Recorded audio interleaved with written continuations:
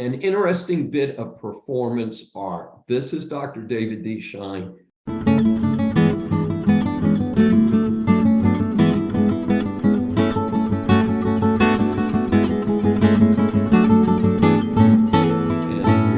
Feature a fine art presentation, at least a so-called fine art presentation at the Museum of Fine Arts, Houston. And this was called, I'm going to read it, The Aftermath of Obliteration of Eternity by Yayol Kusama. And this is in the new Kinder building. The new Kinder building features more modern art than the regular museum.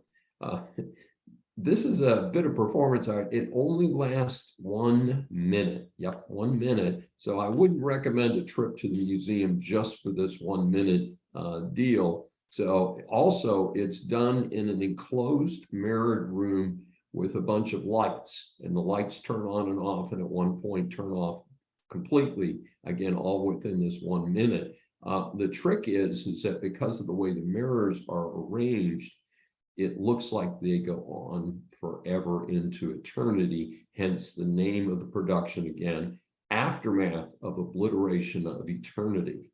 So it is interesting to see.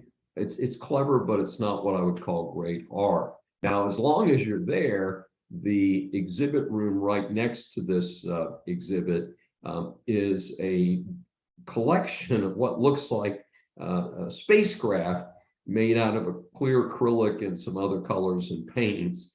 And it's by an Argentinian artist, Gyula Kosice, in an exhibit titled La Ciudad Hidroespacial. So the city of hydrospace. And it's interesting to see, but I have to say that maybe I sound like I'm not very accepting of modern art, and I would beg to differ. I love visiting MoMA, Museum of Modern Art in New York City, but I'm a little unimpressed, even more so with this one than with the lights exhibit. And I think many of you may share my opinion that it's not that exciting. And I think 6 or 7 year old kids could put together a bunch of acrylic pieces in spacecraft looking things with some glue. So it's just something that happens out there in life. And so for the MFAH, Museum of Fine Arts Houston, 2 stars for Aftermath of Obliteration of Eternity and the adjacent acrylic displays of so-called spacecrafts.